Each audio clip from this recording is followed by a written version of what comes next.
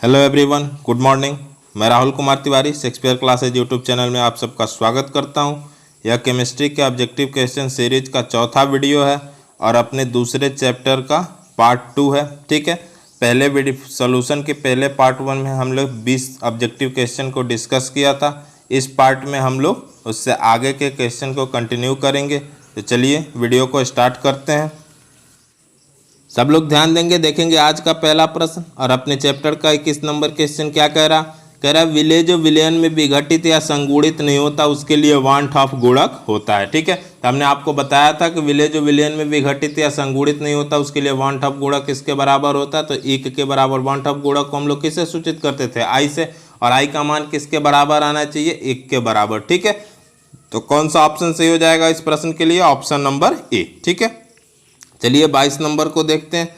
22 number क्या कह रहा, वांट ऑफ गुणक होता है। ठीक है, तो हमें पता है कि आई का मान अगर 1 10 से 1 आएगा तो संगुणन होगा, 1 से अधिक आएगा तो क्या होगा, विघटन या वियोजन कहिए। ठीक है, और आई का मान अगर 1 के बराबर आ रहा तो अभी हमने देखा कोई संयोजन वियोजन नहीं होता। ठीक है, तो यहाँ देखेंगे वांट ऑफ गुणक, तो ऑप्शन के अनुसार आप देखेंगे तो क्या कह रहा है, संगुणन की स्थिति में 1 से कम, यानी ऑप्शन नंबर डी जो होना चाहिए अपना क्या होना चाहिए यहाँ पर, सही है। ठीक है, विघटन की स्थिति में 1 से कम नहीं होगा, 1 से अधिक होगा, संगुणन की स्थिति में 1 से अधिक नहीं होगा, 1 से कम होना चाहिए। ठीक है, तो कौन सा ऑप्शन सही है अपना, ऑप्शन नंबर डी। ठीक है, 23 नंबर देखेंगे, पूछ रहा आपसे कि निम्नलिखित में किसके लिए हिमांक का अवनमन अधिकतम होगा।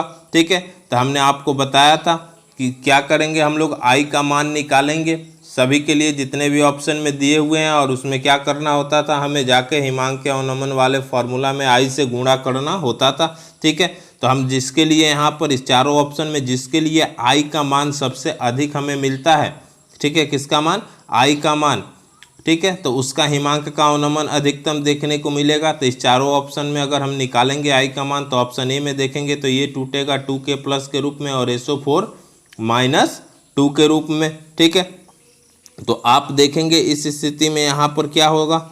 ठीक है, तो ये देख रहे हैं 1 मोल K2SO4 का रिएक्शन में जा रहा, मतलब 1 मोल K2SO4 का पहले है, विघटन के बाद देख रहे हैं यहाँ 2 मोल K प्लस का और 1 मोल SO4 माइनस 2 का कुल मोल 3 हो जा रहा। तो वियोजन से पूर्व कणों की संख्या 1 है, वियोजन के बाद 3 है, जब भाग देंगे 3, इसके लिए तो हमें मिलेगा 2 ही NaCl के लिए, क्योंकि 1 मोल NaCl पहले है, लेकिन टूटेगा तो 1 मोल Na प्लस का मिलेगा, 1 और मोल Cl माइनस का, और इसके लिए 1 मिलेंगे आई का मान। ठीक है, तो इस प्रश्न के लिए सबसे ज़्यादा आई का मान हमें मिलेगा K2SO4 के लिए। ठीक है, तो सबसे ज़्यादा हिमांक का अवनमन भी किसका होगा, K2SO4 का, तो कौन सा ऑप्शन सही हो जाएगा, ऑप्शन नंबर ए।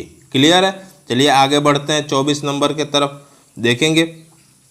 24 नंबर क्या कह रहा है, शुद्ध जल की मोलरता है। ठीक है, तो शुद्ध जल की मोलरता कितनी होती है, याद रखेंगे 55.6 m। m किसको रिप्रेजेंट कर रहा है यहाँ पर, तो मोलरता को। ठीक है, चलिए आगे बढ़ते हैं,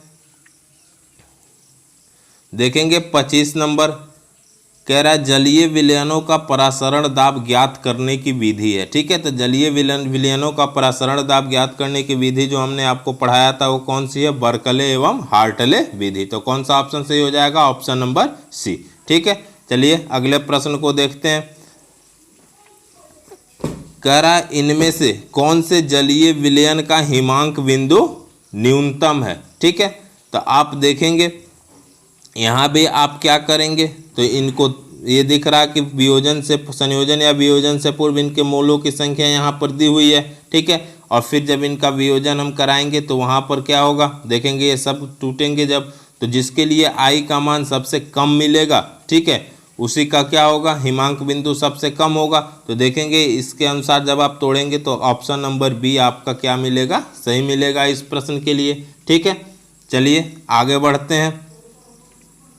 27 नंबर देखेंगे, कह रहा है एक घोल जिसका परासरण दाब 300 केल्विन पर 0.0821 वायुमंडल है, इस घोल का सांद्रण क्या होगा। ठीक है, तो आपको फॉर्मूला पता है, परासरण दाब को पी या पाई से सूचित करते। ठीक है, हम जनरली पाई से ही इसको दिखाते, पाई बराबर क्या होता है, CRT।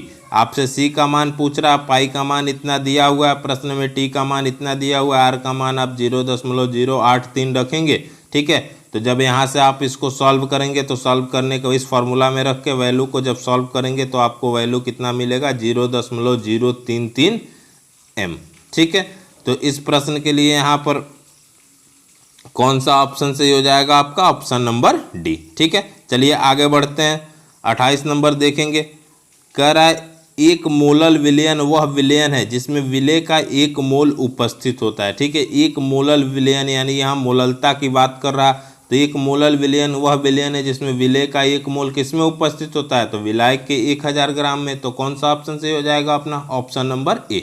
ठीक है, अगले प्रश्न के तरफ चलते हैं। देखेंगे 29 नंबर क्या कह रहा, देखेंगे। कह रहा विलयन जो संघटन या ताप में परिवर्तन के बिना आश्रित हो जाते वे कहलाते हैं। ठीक है, तो इस तरह के विलयन को हम लोग क्या कहते हैं? स्थिर क्वाथी। तो कौन सा ऑप्शन सही हो जाएगा इसके लिए? Option number D. ठीक है, आगे बढ़ेंगे। 30 नंबर देखेंगे। कह रहा है HCl और H2O के स्थिर क्वाथी मिश्रण में होगा। देखेंगे ये प्रश्न आपके लिए काफ़ी महत्वपूर्ण है। ठीक है, यहाँ देखेंगे चारों ऑप्शन में देखेंगे 2 ऑप्शन, यहाँ एक ऑप्शन नंबर बी और ऑप्शन नंबर डी, दोनों आपको कंफ्यूज करेगा। बहुत सारे बुक में देखेंगे यहाँ HCl का प्रतिशत मात्रा बहुत सारे बुक में 22.2 दिया हुआ है और बहुत सारे बुक में 20.2% दिया हुआ है। ठीक है, तो कोई कोई टीचर 22.2% पढ़ा देता, कोई कोई 20.2% पढ़ा देता। ठीक है, तो इस प्रश्न के लिए देखेंगे ये पेपर में पूछा हुआ प्रश्न है और बोर्ड के अनुसार जो एक्सेप्टेबल आंसर है वो कौन सा है? 20.2%। ठीक है, तो जितने लोगों ने 22.2% पढ़ा है, ठीक है, तो वे लोग देखेंगे अगर ऑप्शन में दोनों दिया हुआ हो तब आप 20.2% HCl टिक करके आएंगे। अगर ये 20.2% न दिया हो तब आप 22.2% HCl लगाएंगे। ठीक है, तो अभी के लिए हम इसको इस प्रश्न के लिए कौन सा ऑप्शन सही मान रहे हैं? तो ऑप्शन नंबर डी। ठीक है, चलिए आगे बढ़ते हैं। 31 नंबर देखेंगे क्या कह रहा, पूछ रहा आपसे कि कौन अणुसंख्य गुणधर्म नहीं है। ठीक है, तो देखेंगे डेल्टा TF क्वथनांक के उन्नयन को दिखा रहा, पाई परासरण दाब, डेल्टा TF क्या दिखा रहा? हिमांक का अवनमन। पाई क्या दिखा रहा? परासरण दाब। और डेल्टा TB क्या दिखा रहा? क्वथनांक का उन्नयन। ठीक है, तो यहाँ जो KB है ये तो दिखा रहा मोलल उन्नयन स्थिरांक। तो कौन सा ऑप्शन सही हो जाएगा आपका? Option number D. ये अणुसंख्य गुणधर्म नहीं है, ये उन्नयन नियतांक है। ठीक है, तो 31 का क्या हो जाएगा? Option number D. ठीक है, चलिए आगे बढ़ते हैं। देखेंगे कह रहा परासरण दाब की इकाई है। ठीक है, तो परासरण दाब का जो मात्रक होता है वो कौन सा होता है? ATM। तो 32 का कौन सा ऑप्शन सही हो जाएगा? Option number C. ठीक है, चलिए 33 नंबर को समझते हैं। देखेंगे 33 नंबर क्या कह रहा, M बराबर KHP निरूपित करता है। ठीक है, तो M बराबर KHP, ठीक है, किस नियम को निरूपित करता है? तो ये हमें पता है, हेनरी नियम को। तो कौन सा ऑप्शन सही हो जाएगा? Option number A. ठीक है, अगले प्रश्न के तरफ चलते हैं। देखेंगे 34 नंबर प्रश्न क्या कह रहा, कह रहा 5% यूरिया के घोल के 273 केल्विन ताप पर परासरण दाब की गणना करें। ठीक है, तो पूरे विलयन का आयतन आप मान लेंगे कितना? 100%, और उसमें यूरिया का 5 ग्राम मात्रा मान लेंगे। ठीक है, और पाई बराबर CRT फॉर्मूला आप लगाएंगे, CRT, और आपको पता है सांद्रण बराबर क्या होता है? N/V/RT। R का मान आपको पता है, गैस कांस्टेंट है, R के रूप में। R यहाँ पर किस रूप में? गैस कांस्टेंट के रूप में टेम्परेचर दिया हुआ है। ठीक है, तो जब आप इस फार्मूला पे इसको सॉल्व करेंगे तो वैल्यू आपको कितना मिलेगा? परासरण दाब का मान जो आएगा 18.68 ATM मिलेगा। ठीक है, तो 34 का कौन सा ऑप्शन सही हो जाएगा? Option number B. आसानी से आप सॉल्व कर पाएंगे। यहाँ पर आगे बढ़ते हैं। वैसे ये 34 नंबर प्रश्न हमने आपको क्लास में भी सॉल्व कराया हुआ है। ठीक है, 35 नंबर देखेंगे क्या कह रहा, अर्धपारगम्य झिल्ली को पार कर पाते हैं। ठीक है, तो अर्धपारगम्य झिल्ली को हमें पता है, हमने आपको डिफिनीशन ही कराया है कि वैसी झिल्ली जो अपने में से विलायक के कणों को आसानी से पार करने देता है उसे हम लोग क्या कहते हैं? अर्धपारगम्य झिल्ली।